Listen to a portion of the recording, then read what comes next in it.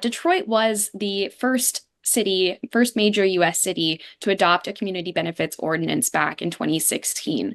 And what does that mean? It means that any development project that's high impact, which is defined in Detroit as receiving $75 million in investment from a developer or receiving significant subsidies from the city, which can include land, it can include tax breaks, to ensure that communities where that project would be sited could negotiate a community benefits agreement in order to receive additional benefits from those development projects. And I think that it's particularly of note that this happened in Detroit, a city that has suffered from historic disinvestment. The white flight in Detroit is a major challenge that has impacted its economic development. The leaving of the major car manufacturers really shaped Detroit's economic development. And so instituting this ordinance in 2016 was seen as an opportunity to embed community benefits as part of new development and entice development in the city. And so the way that this community benefits ordinance is structured is such that when a project is being announced that hits this threshold, the community is involved in a couple of different ways. So first, the city council will make sure that folks that are in the impact area of the development project are aware of it. They institute then a neighborhood advisory council, which is partially elected, partially selected by city council members and offices in Detroit, to be able to identify 9 figures who can be involved in negotiating for significant community benefits as part of these development projects. This is all overseen by the Civil Rights, Inclusion, and Opportunity Office at the City of Detroit, which really oversees just the way that this process unfolds. And people meet repeatedly in the same way that folks have more organically had negotiations to arrive at CBAs, but with a more prescriptive, policy-oriented approach to ensure that a community benefits agreement is what comes out of a development project before that development project is breaking ground in Detroit.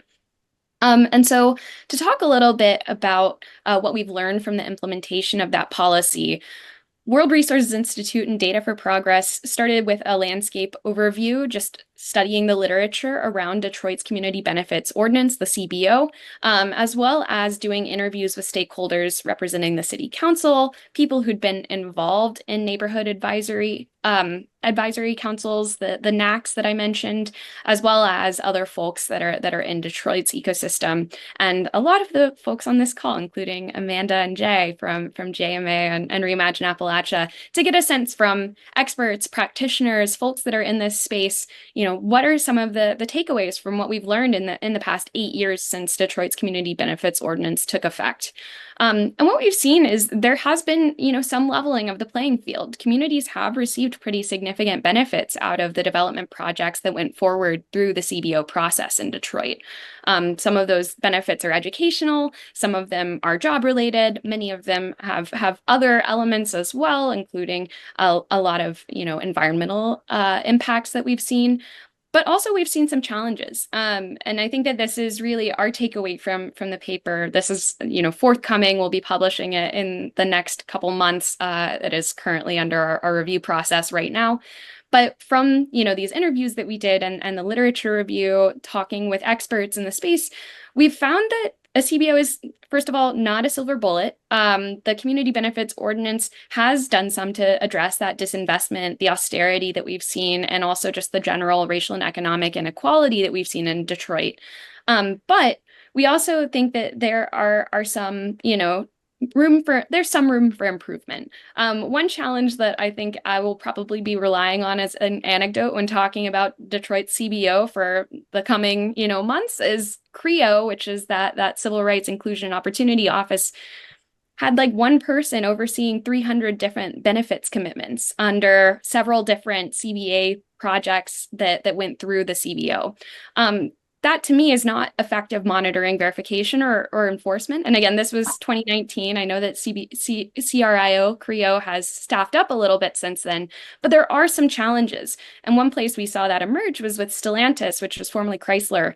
The car manufacturer in Detroit funded an expansion where they were emitting horrible toxic pollution that actually, instead of going through the CBO remediation process where the city council would say, hi, Stellantis, you are committing a violation of air quality issues here. What we saw instead is that Michigan's, federal or state level Department of the Environment was what stepped in to ensure that there was an effective response to the violations that were happening from the developer. I say this not to cast doubt or aspersions against Detroit CBO. I think that it goes a really far way in terms of being a more successful way to embed community benefits as a policy, ensuring that projects that are receiving these taxpayer dollars are going back into communities in terms of job benefits and other kinds of benefits.